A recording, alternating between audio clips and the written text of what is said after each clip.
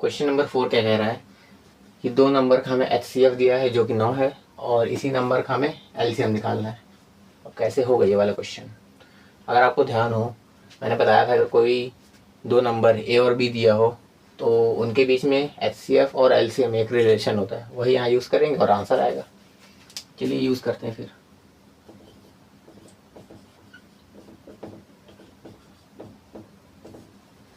पहले लिख दे भाई रिलेशन पूरा।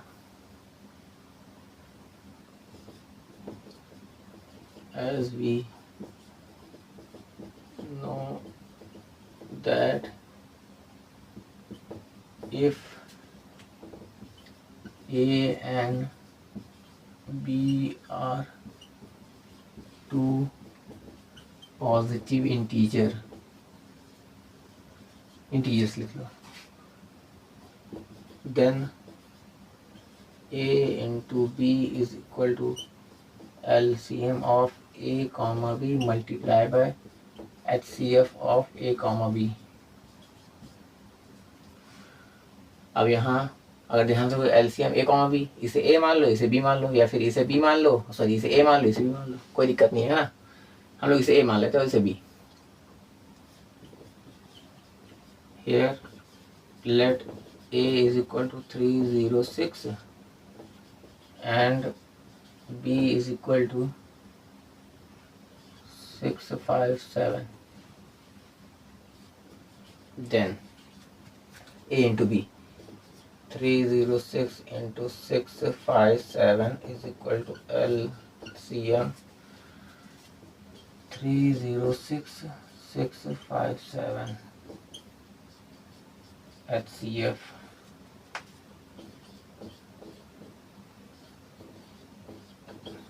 अब इसको मल्टीप्लाई मत करो, देखो यहीं से कहीं कट जाएगा।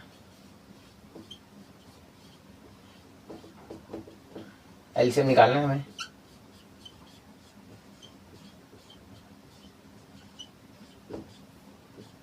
HCF 9 दिया है। अब अगले स्टेप में क्या होगा, यही 9 इससे डिवाइड हो जाएगा तो यहीं कर दे रहे हैं, 9 आके यहाँ डिवाइड हो जाएगा। ऐसे काटो, और 9 7 63 9 3 27, यानी 306 गुणे 73, 3 6 18, 3 3 9, 7 6 42, 7 21, 2 1 3 9 4 13, 2 2 2 2 3 3 8, यानी इसका आंसर आएगा 2 2 3 3 8। यही एलसीएम होगा 306 का और 657 का, है ना।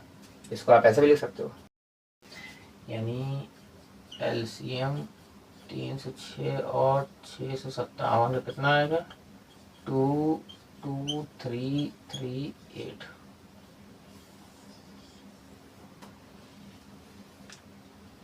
क्वेश्चन नंबर 5 क्या कह रहा है, check whether 6 to the power n can end with the digit 0 for any natural number n। आराम समझते हैं, पहले सॉल्यूशन लिख लेते हैं,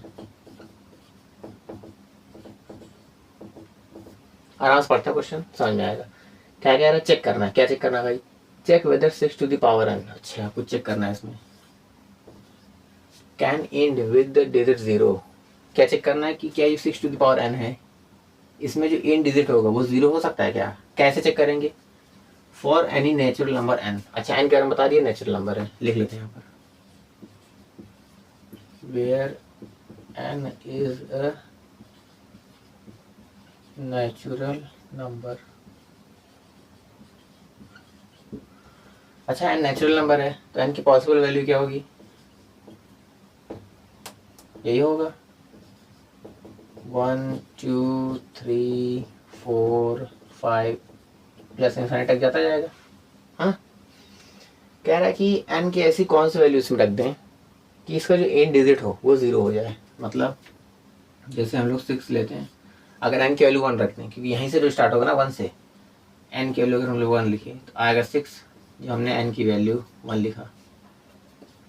अगर मान लो n की वैल्यू 2 लेते हैं तो आएगा 36, मैंने इसका मल्टीप्लाई इसमें कर दिया, जो हमने n की वैल्यू 2 रखा। अब n की वैल्यू 3 लेते हैं, जो हमने n की वैल्यू 3 लिया। ऐसे n की वैल्यू 4 लोगे, 5 6 7 8, मतलब इसको ऐसे लिखते जा रहे हैं, मतलब लेते जाओगे n की वैल्यू इनफाइनाइट तक लेते जाओगे। तो वही कह रहा है कि n की ऐसी कौन सी वैल्यू इसमें रख दें कि इसका जो एंड डिजिट हो वो 0 हो जाए। लेकिन यहाँ तो एंड डिजिट क्या है, 6 6 6 6 6 6 आता जाएगा। तो n की ऐसी ये कह रहा है कोई वैल्यू होगी कि इसमें रखें एंड डिजिट 0 आ जाए। अच्छा, अब इसके दो तरीके करने के, या तो आप n की ऐसी वैल्यू रखते जाओ, समय लग जाएगा बहुत, कई वर्ष बीत जाएंगे, साल बीत जाएंगे। दूसरा इसका एक कंसेप्ट है। अब उस कंसेप्ट को समझने से पहले कुछ एग्जांपल समझते हैं।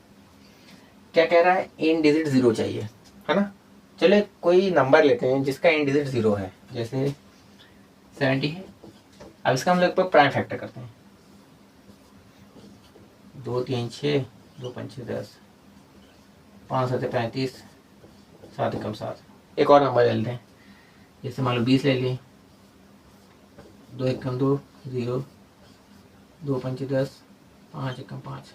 अच्छा, कोई भी नंबर, मैं कोई भी नंबर की बात कर रहा हूँ, अगर उसमें एंड डिजिट 0 आ रहा है, अगर आप उसका प्राइम फैक्टर करोगे तो उस प्राइम फैक्टर में 2 और 5 एक प्राइम फैक्टर जरूर होगा। इधर भी देखो, 2 और 5 एक प्राइम फैक्टर जरूर होगा। अगर 2 और 5, अच्छा मिनिमम होंगे, मतलब मिनिमम 2 एक बार जरूर होगा, मिनिमम 5 एक बार जरूर होगा। मैक्सिमम कितने बार भी हो सकते हैं, लेकिन मिनिमम 2 और मिनिमम 5 एक बार जरूर होगा। अगर ये 2 और 5 प्राइम फैक्टर नहीं होंगे तो एंड डिजिट कभी 0 आएगा ही नहीं। अच्छा, क्यों नहीं आएगा, क्योंकि 2 को जब आप 5 से मल्टीप्लाई करते हो तो आता है 10 आता है ना, तो एंड डिजिट 0 आ रहा है। कोई भी नंबर आप ले सकते हो, कोई भी। तो यानी अगर आपको एंड डिजिट 0 चाहिए तो उसमें प्राइम फैक्टर 2 और 5 होना ही चाहिए। आप ऐसे कह लो, 2 और 5 का एज ए पेयर मौजूद होना चाहिए उसमें। ये समझ में आया। अब इसमें बात करते हैं।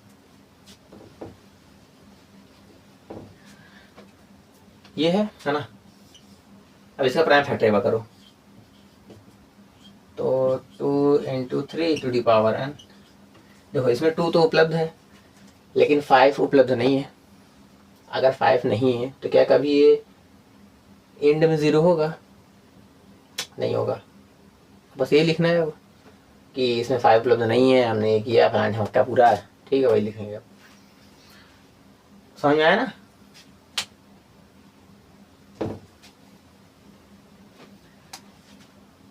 तो लिखते हैं to end any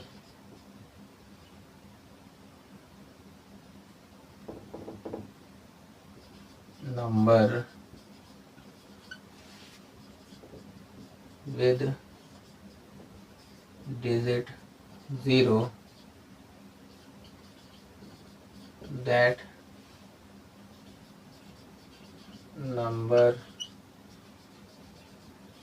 must contain 2 and 5 as a prime factor.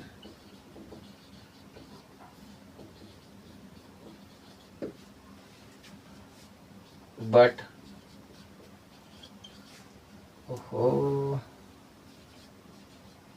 when we factorized 6 to the power and we get, तो यहाँ लिखना we found that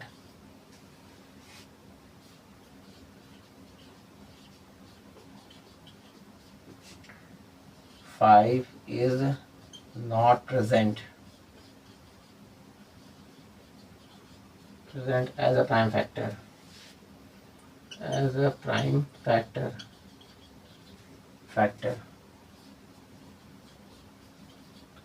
तो यहाँ लिखो therefore 6 to the power n can never end with digit 0, with digit 0। मैंने आपको जितना बताया था बस वही मैंने लिख दिया है।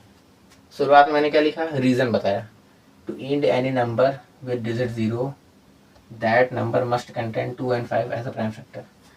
फिर इसमें क्या होता है, ये क्यों 0 में एंड नहीं होगा, but when we factorise 6 to the power n we found ये, तो we found that 5 is not present as a prime factor, therefore 6 to the power n can never end with digit 0।